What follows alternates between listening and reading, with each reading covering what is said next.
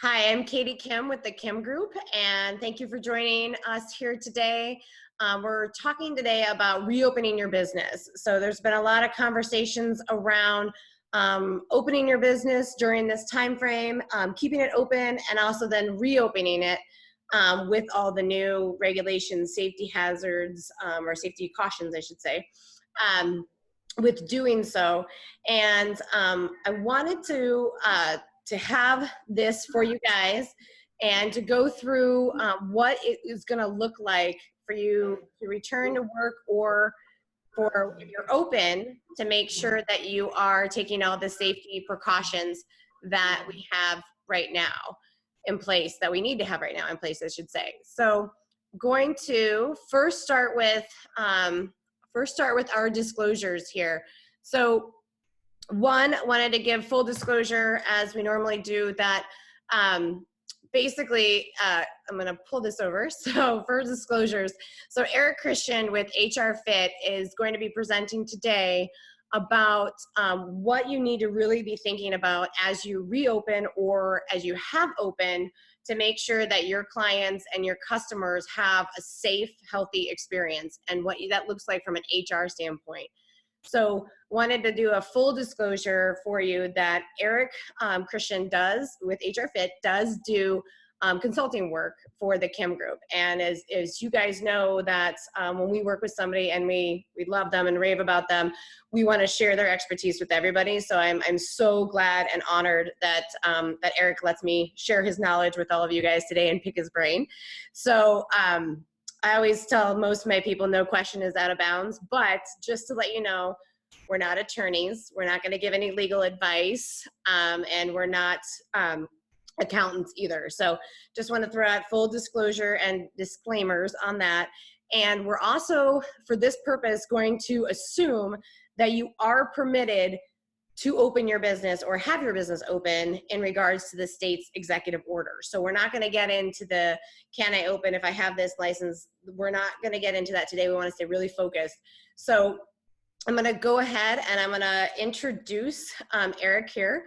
Again, Erik Christian with HR Fit LLC, and he does strategic HR consulting, outsourced HR support. I want to say informally, he does some therapy sessions for me when I need them, but I know as all of us are business owners, we all have those sometimes as well. But I cannot tell you how much Erik has done for our business and helped really talk through some of those tough HR decisions. And I love how HR Fit works, because you can have them on a retainer. So where some of us small businesses are not able to have a full HR department, we can have Erik come in with his team and do one-off projects with us, like update our employee manual, go over the employee manual with our employees, help with putting jobs on Indeed, help us with our interview process, what questions to ask, just a plethora of information. And I'm totally just scratching the surface of everything they do. So Erik has over 15 years of human resource experience. And as you can see, he's got all those certifications behind his name. And Erik, I'm probably not going to do any justice to those, but just to know you're amazing.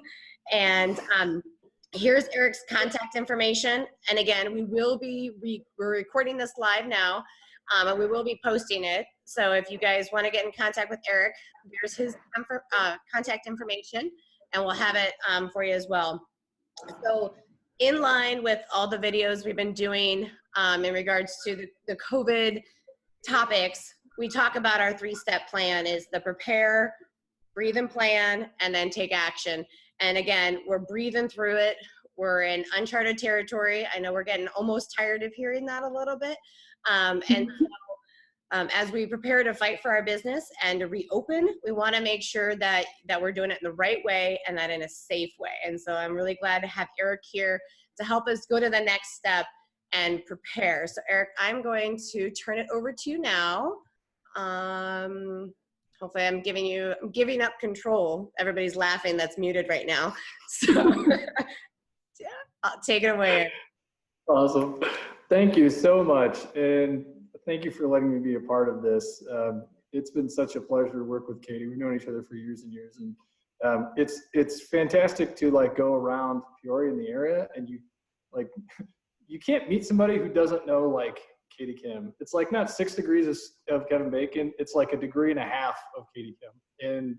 And we've gotten to work on some stuff. And so I'm happy to be here, be able to help you guys out as best we can. So we'll get right to it. What are we talking about today? Returning to work after COVID-19. So trying to give you some things to think about as you start to reopen. As Katie said, HR Fit is an HR consulting firm that focuses both on strategic HR issues as well as direct outsourcing. We meet the client where they're at. So whether it's me or a member of my team, combination thereof, we're gonna make sure that you get what you need. Our smallest client, when we started, had 6 employees. Our largest client has over 1,000. So whatever you need, we're gonna figure it out. And so we're bringing that perspective towards the presentation today and what all you guys might need. What are we going to focus on? We're going to give you some considerations as you reopen from COVID-19, shelter in place, isolation, whatever you want to call it. You know, as we move into this post-COVID world, what does that start to look like? What is it that you really need to know? I got to reiterate a couple of our disclosures there that we said earlier. I can get our screen to move along. In terms of who we are, what we do. No? All right. Okay, everybody, stay with me. Here we go. Katie and I work together. Everybody knows that. That's part of the reason we're here, right? I'm not an attorney. I'm an HR practitioner. So I'm really focused on the how. How do we put these things into place? This isn't necessarily legal advice, right? So I'm not a replacement for your attorney, but it's like any other HR department in a business. We're helping the client figure out how to make things happen, how to actually put these things into place. So that's the same thing we're doing today.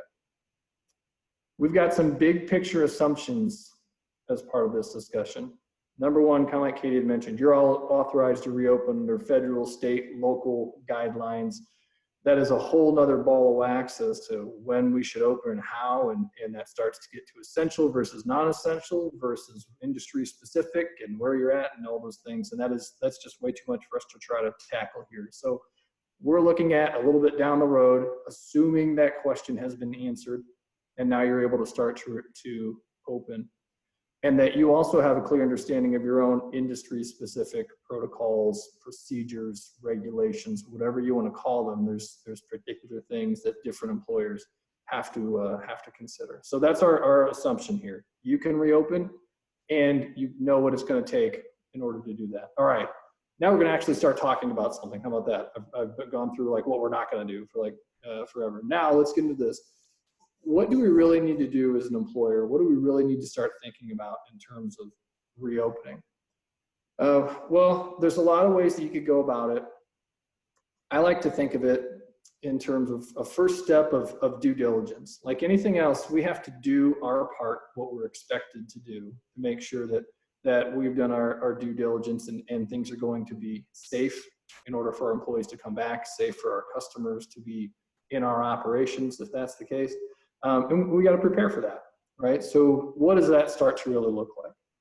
Well, really, we'd want to first start with making sure that we're compliant with all of our federal, state, local regs. So we need to know what is out there, what's come down from the state, what locally is in place, you know, federally. Is there anything in our particular industries, things like that? So I'd be learning as much as I can about those things. And some of them getting down very basic. You know, how do we make sure that we've got a safe workplace? What does safe mean? The CDC has a lot of great guidelines out there, and I would rely on them as a resource because number one, the information is very good and it's pretty easy to digest. And number two, that's an objective third-party resource for you to rely on, okay? So if somebody's asking, what are you doing to try to make sure that your workplace is safe and clean, what are the standards you're using? You're not saying, I feel good, looks great. I got a bottle of Windex here and I think everything's cool. You're saying, no, we've gone through what the CDC says in regards to infectious disease control relative to coronavirus and COVID-19. And so that's the standard we should be using. So that's one example of what I mean by doing your due diligence and learning as much as you can about all these different things, okay? So I would develop a plan for a safe workplace as you start to look through that. All right, so developing a plan is obviously cleaning, but we need to think about how are we going to keep the workplace clean? How are we going to socially or physically distance, whatever term you want to use, within the workplace? How are we going to handle PPE? What PPE is necessary for our folks? How are we going to make sure that everybody's complying with those? Might also start to think about how are we going to set the tone for them. To give you kind of an example, you know, we have some clients who are open now and able to be open, and they're all wearing masks in the workplace. And some of those folks who are in supervisory roles, management roles, are asking, do I still need to wear this if I'm in my office? And what I've told them is, I don't know that you have to, but I would get used to it. You know, especially some of their offices are kind of right off the production floor. You know, they're not very far away from employees at all. But I would get used to it because it's sending the message that this is how we operate. That this is, you're setting the tone as the leader in the organization. Employees see you sitting there wearing your mask, well, that's telling them, okay, I guess we all have to wear this. Especially since, you know who's going to kind of pop into the office, have a seat. You don't want to get up from your desk at another time and forget to put it on, all those kinds of things. So an example of personal protective equipment, how that looks. So start to develop a plan for the safe workplace. There are a lot of great resources out there. Again, the CDC has good stuff. OSHA has good stuff. And start thinking about that. I would also be thinking about how will I handle it when an employee is positive with COVID? And I would approach it as a when as opposed to an if, okay? Because I mean, it's already here. We know that, certainly. I've dealt with a number of those cases just in the last couple of weeks at some of my clients that are throughout the area. And you should be prepared for that, because when that does come down, when that does happen, you need to be prepared to move quickly. And before you ever open your doors is the time to prepare for that.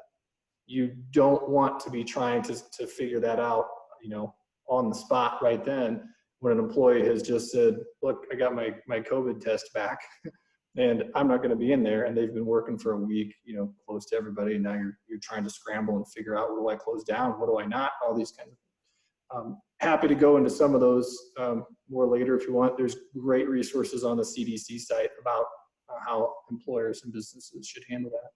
But probably the most important thing for a business to do is to develop that plan and assume that that will happen at some point. And it might not necessarily even be the employee that gets it. Maybe it's their spouse who's diagnosed, and now the employee's been directed by a doctor to stay home and self-quarantine. Well, for you as the business, the net effect with that employee is pretty well the same, right? They are gone for the next 2 weeks. Now you've got to try to figure out how you're going to handle that.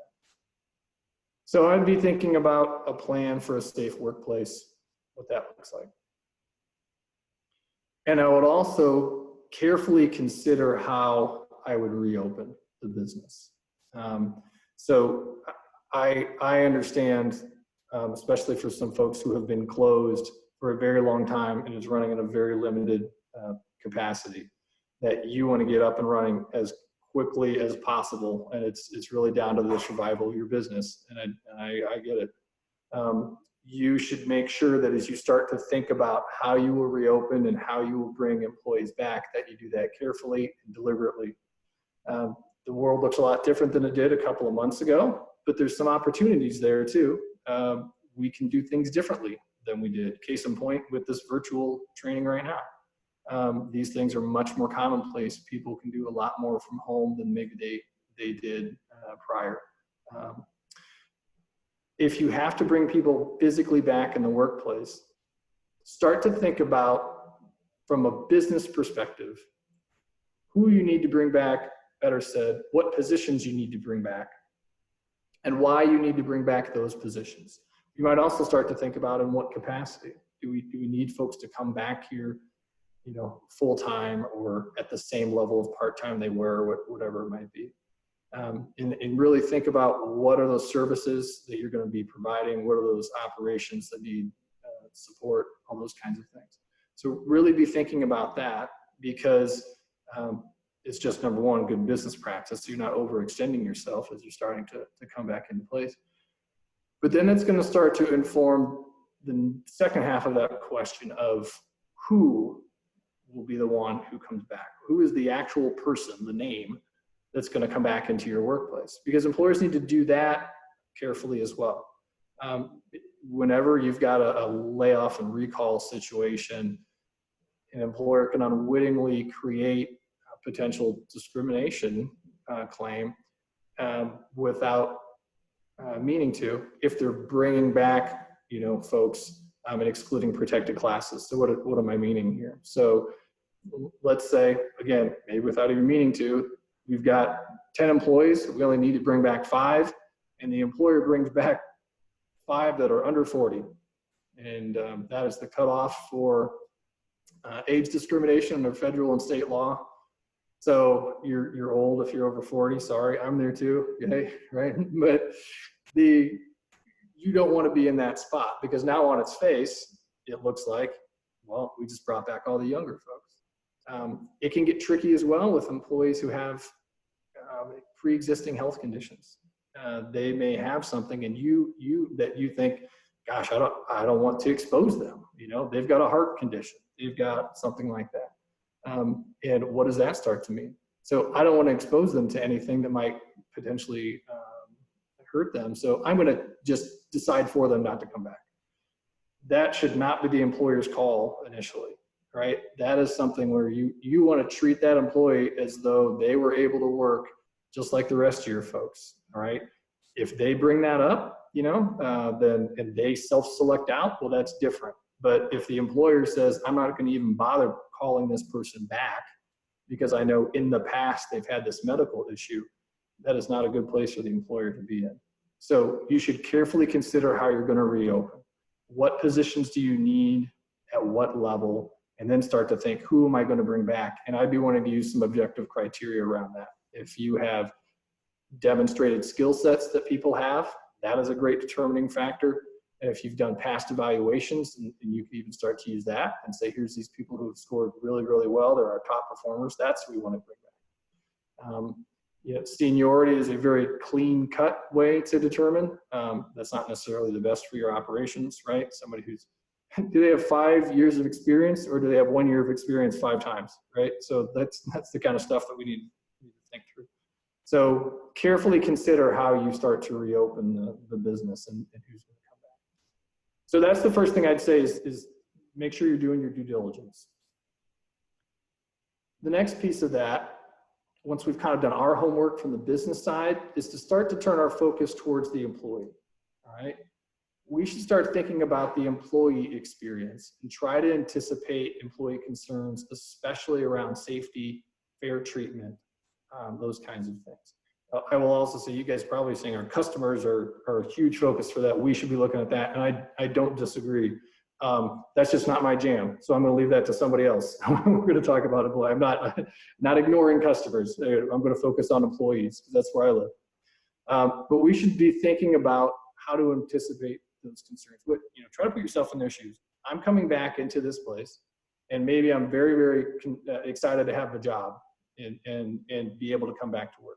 At the same time, I might be apprehensive about being out in public, out in the workplace. How safe is this going to be? What's it going to look like? If they've been without a paycheck for a while, then they may also be concerned in that regard. I mean, there are probably some financial implications.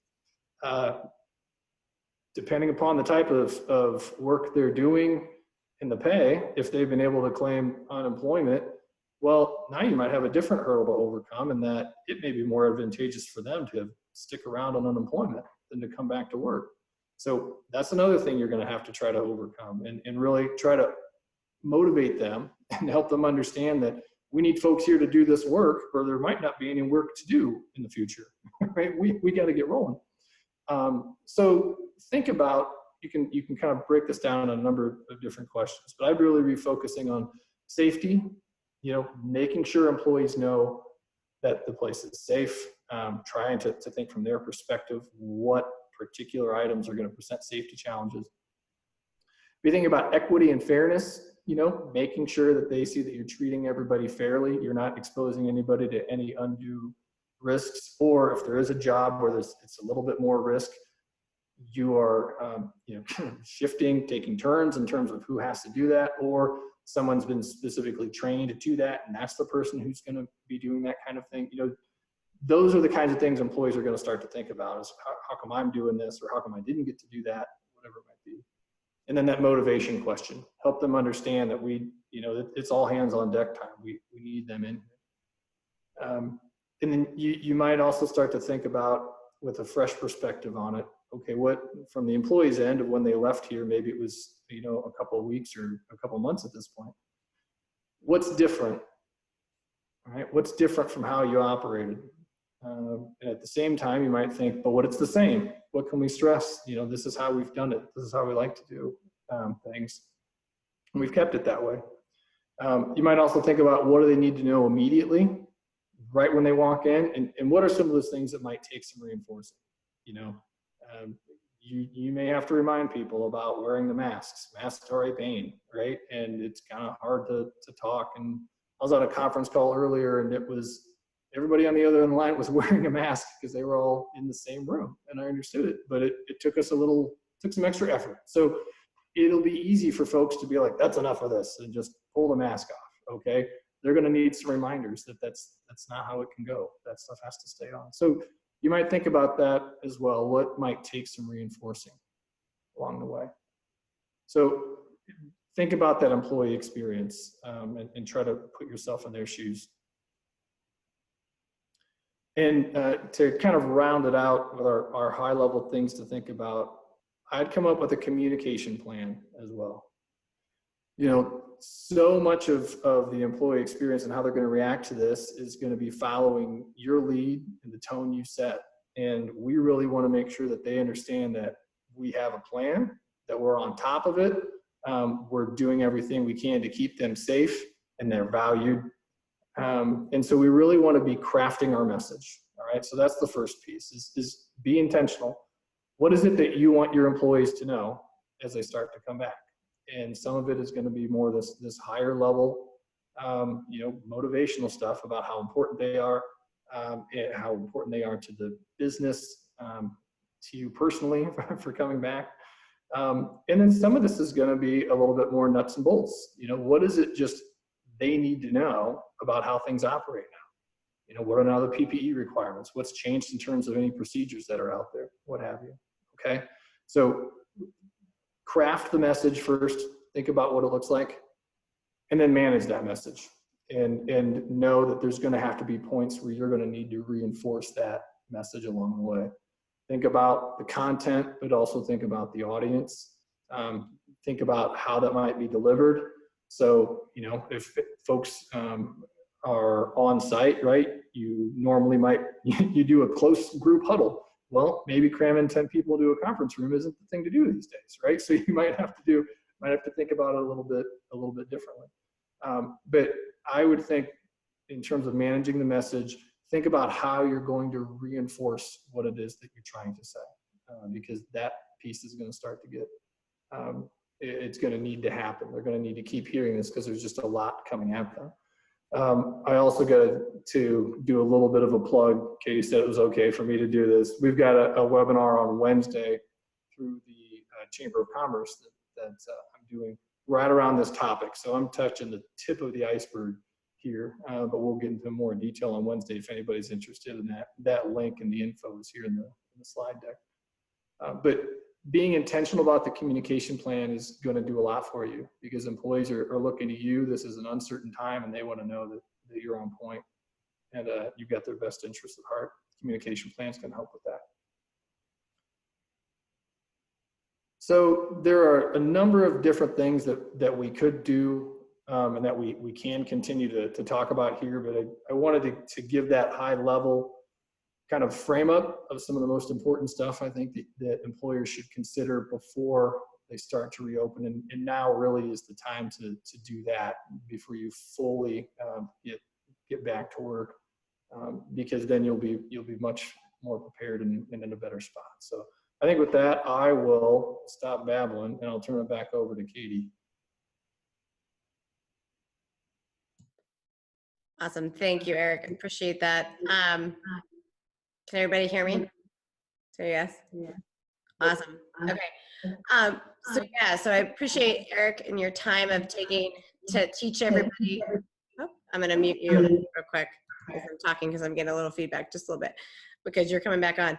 And again, to take action. So to Eric's point, and I was jotting down notes and I was actually getting some text messages from people asking questions on here. So that was great.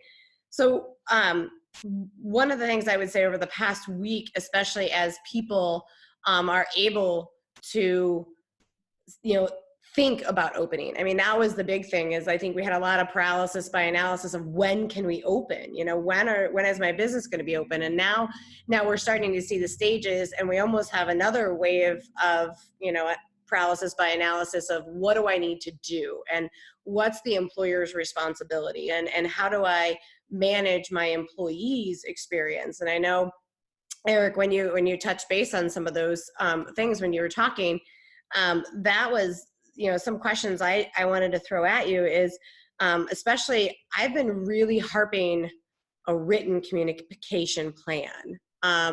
Because I've seen a lot of people say, well, I'm getting together with my employees, and one said, I'm getting together with my employees on Saturday. We're going to talk through it. We're going to see what we do. Would you recommend, and I guess because I want to make sure I'm not saying kind of the wrong thing, but to me, it's always kind of that CYA, right? Is putting that, in essence, that communication plan in a written form. Are you seeing more people having more of those informal meetings, and that's kind of then the go-to? What are you kind of seeing people do? Yeah, I think having a written action plan that also creates a written communication plan is the way to go, for a number of reasons. Number one, that's going to be best practice, just to make sure you can keep everything straight, right? And you've thought through this. So having a set action plan of how you're going to implement new protocols, if there's new policies that you as the employer need to consider, whatever. I would do that. And same with the communication plan. If you're going to kind of manage that message, as we're talking about, you want to make sure you've got that consistent, that you've got talking points you're coming to. So it's best practice. And then the other piece is, I think that's going to be good for the employer. Should anybody question a practice down the road? Should somebody claim that they were put in an unsafe situation, or if they're questioning why you brought back who you brought back, if you're doing that now and you're thoughtful about it, and you're documenting that, I think that's going to be a good resource for you in the future. So I would be, I'd be getting formal about it and writing that down. Okay, and it's interesting when you said like some come back and some come not. We have, in essence, two workplaces, right? We have our office, and then we have all the job sites.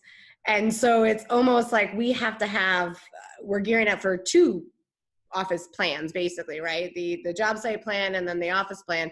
And it's been very interesting because, like you said, there are going to be those employees that says, well, I don't want to do this. And that goes to one of the questions I did get, and I'm not sure how much we can go into it, but is when an employee asks, or when you get together with that team and you're putting that communication, we're going to have, and I'm looking it up because I'm praying to the Lord, because I know this is going to happen, especially on our job sites, is, well, I don't want to do that, or I don't believe in that. And so can you talk to that employee that says at a high level, like, this is not my job, or this is not in my job description? Mm-hmm. So we already are seeing, I've dealt with this over the last couple of months, of people who saying, I don't want to come to work because of kind of fill in the blank. Usually it's been, I don't feel safe. Like, we're in the middle of a pandemic. I'm not coming in here, all these kinds of things. If that's all it is, then that's not a good enough reason to not come into work. Okay. It's just their overall concern about being out in the world in the midst of COVID-19. So if an employee tells the employer, I can't, I'm scared, I don't want to come into work. The response can vary by the employer depending upon how you want to approach it. But basically you can say, no, I need you here. You need to come back to work. Now, if they say, I don't want to come back to work because I've got this underlying health condition and my doctor has says it would expose me to, to danger. Well, that's different. Okay. Now they've got a medical reason, and that doctor's note piece is crucial. If somebody's saying, I don't want to come back because of, I might be exposed to the virus and that would be unsafe. Well, if they can provide some doctor's certification to that regard, then that's a place where I would let them, they should, not I would, they need to be allowed to stay off. And then that starts to get into the emergency sick leave, families first. We can pick up on that in a little bit.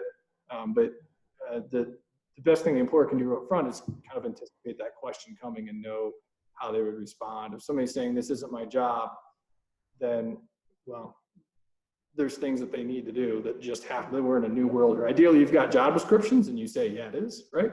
But even if you don't, or if that's changed, you can still make that argument. Well, we're having to operate differently now. Yeah, and are you seeing that, like, and you touch on job descriptions, which I know I'm bad at, but I'm getting better. and I think all small businesses are, right? We have a lot of cooks in the kitchen. And do you kind of almost make that blanket when your communication and your action plan? Do you kind of say, like, this is all added to all of our, like, do you kind of make a blanket statement maybe in there that say, we're all in this together, how we all term that, and say we all need to be doing this, this, and this as part of it? Yeah, I don't think that's a bad idea. Help them to understand that this is what it's like to operate now, and really for the foreseeable future, this is what it's gonna mean to work here. Yeah. Well, and I to take a break from the question real quick, I was talking with somebody this morning and I said, not all these processes are bad. I had to go get some blood work drawn for just normal checkup. And you had to text to say, I'm here. And then they called you, asked those questions, have you been out of the country? Do you haven't? And then like, we'll text you when you want to come back in. And then they text me, I came right in, went in. I was like, can we keep this process? Because, I don't always like to sit in that waiting room. So there are some things I think we will want to keep and improve our business. So I always want to be looking for those opportunities too. And then one of the other questions that came in was, you mentioned spouse.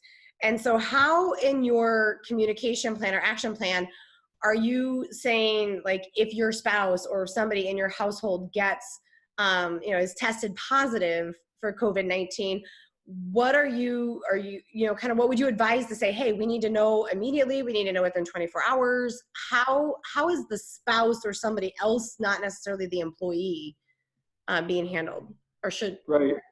Yeah, that's an excellent question. That starts to be one of the tricky things. So I would be communicating to the employee that we have a duty to keep everyone in the workplace safe, and including our customers, third parties, and in your coworkers. So if you know that you have been exposed to the virus, and we'll talk about what that means in just a second, but if you know that you've been exposed to the virus, then please tell us that, because we need to make sure that everybody is safe. So if somebody's spouse has been diagnosed as positive, not somebody's spouse is home because they're coughing a lot, okay, but like we're talking here, like, okay, they've been diagnosed as positive, I live with them, and you need to know this, employer, then in that instance, then I think that would be a good, well, I had this exact thing happen a week and a half ago with a client. And the employee went in and had already gone in to get their own COVID test. And then their doctor was saying they should be quarantined for 14 days. And that's exactly what we did, because that's what needs to happen. We're in a little bit of like this bizarro world in terms of HR now. Like, we were talking about medical information, which like 3 months ago, we never, ever would have said anything. But partly it's because the employer, while you have a duty to make sure that we treat employee confidentiality incredibly seriously, we also have to, we have a duty to keep employees safe. We have to maintain a safe workplace, which includes making sure that people aren't exposed to this. And if we've got a known contact and a known exposure like that with the spouse, then that's a place where we would want to make sure that that employee also is tested and quarantined. Okay, awesome. Great answer. And I know that's on a lot of people's minds as well. So, and then when you talk about bringing objective criteria to bring people back, I know the examples you gave are perfect because we all think we're being very objective when we do that. And it's almost like I kind of like print out the restricted classes for it just to make sure. And as being in a small office, sometimes we're saying, okay, well, I know this person can't come back to work because, there's no kids camp, there's no, childcare. And then you indirectly or, not intentionally, you discriminate against those that don't have kids. And so I like your point about bringing in those different criteria. I know what we've done here is kind of kept it open so where our team can work from home. But if they come in, we've said, you got to do this, this, this, this, and this. And so, because we have different situations with our team and putting that criteria is great. So I do want to see, I got one question on here and then I want to hop to another one real quick on my phone's blowing up here. So awesome. Okay. So the other one was, this might get too detailed, but I want to make sure I ask it because I got asked. It's interesting. I'm gonna tell a little story first, but I was on a call and they talked about this being the magnifying glass effect, where if you have good employees, they are now great, right? They have taken this situation and they have thrived. And if you have semi-okay employees, they may have gone the other way. Right. And so, and I'm tiptoeing into this because I think where this question is being asked is if you have an employee, and this may be one you may even say we may take that offline, but if you have an employee that is non-existent right now in this time frame and is not keeping up with their deliverables, and I'm reading it directly here, with their deliverables, are you at risk of discrimination if you let them go when in a normal situation, you'd be letting them go anyway? Mm-hmm. So word for word. Yeah. So every situation, I will say case by case, when people start talking about terminations. And we're in a crazy new world now. I would say that if you have clear deliverables that had already been laid out and that the employee clearly understood, and the employee is not meeting them for reasons that are unrelated to COVID, okay? In that instance, you've got your kind of classic employee issue. You've just got an underperformer. The problem is right now, COVID touches everything. And so, if an employee has an attendance issue and they've said that that's part of what's been impacting their performance is they're just not here. And part of it is because, their daycare was closed, even if it was grandma daycare and now grandma's had to quarantine. Well, their daycare has been affected. That is a reason for leave under the Families First Coronavirus Response Act. And that's essentially protected. So I don't know that I'd want to wade into those waters, right? But if on the other hand, it's just they're coming in here like they have every other day, but they are not cutting it and times are too lean for us to be dealing with that, then as long as it's not touching COVID in any kind of way, really in terms of the employee's health or the health of a household member, child, whatever, then it would start to be like any other kind of termination. So it would, it's going to be case by case, but the more the employer has done to clearly articulate what's expected and has documented the underperformance, ideally even prior to this, the better shape they will be in. I will also say it's crucial that they're treating similarly situated employees similarly. You got somebody else who's in the same boat then you should be thinking about doing it the same way for them if that's what it calls for. Awesome. Thank you. And I know that was a tough one. And then the other one I have on the list here is basically, you touched on it a little bit too, is that with some of the incentive money where they're the stimulus check where they're getting that extra $600 a week, you know, and I'm hearing this, and I know who's asking this question, coming more from the trades side where maybe you have a heavy benefit rich compensation plan, is how do you get somebody to return to work? And is there any way you can, if they say, hey, no, I'm making more money on unemployment? Maybe my big sigh has indicated the yeah, where the might be going. Again, it'd be kind of case by case. You'd have to dig into a little bit more, but yeah, I don't know offhand of a lot that we'd be able to do to overcome some of that. I mean, if they qualifying for benefits, they're qualifying for benefits, and so that it's really the employer's trying to make the argument that we need you here to make the thing go, and COVID's not going to last forever, and keep that in mind. mm-hmm.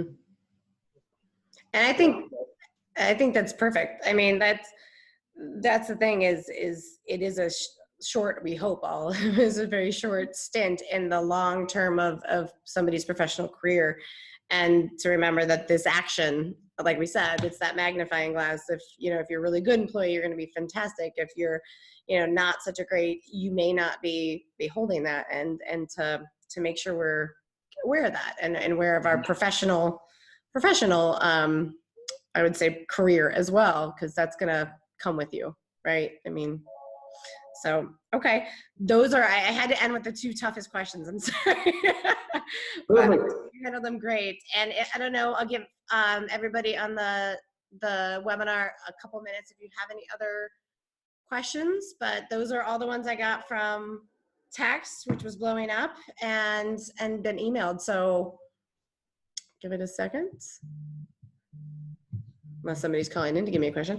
But no, I wanted to, again, thank you, Erik, for your time and taking, again, some pretty tough questions. So I appreciate that, and sharing your expertise. And let me see if I can switch back. If you guys need to contact or would like to contact Erik, like I said, I am full disclosure. I'm going to kind of raise our full disclosure. We do use Erik at the Kim Group. We work with him. I don't know, this keeps going back and forth. So we're just going to say Erik at hrfitnow.com. And he's great. And he'll give it to you straight, which you guys all know if you work with me, that's how we roll. And he's awesome. So again, I just really appreciate your time, and I appreciate everybody coming onto this call. And for all those that are watching that weren't able to attend, but submitted your questions to me, thank you very much and appreciate your time.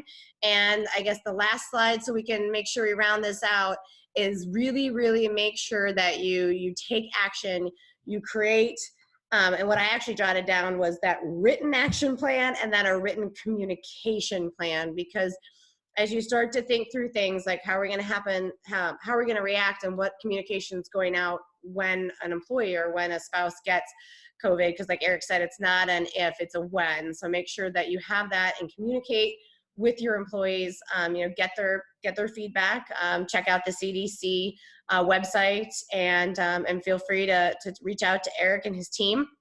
And again, thank you very much. Thank you for the opportunity, Katie. I really appreciate it. It's always fun to work with you. And I just appreciate the kind words and the chance to help some folks out. Awesome. Well, thank you. Appreciate it.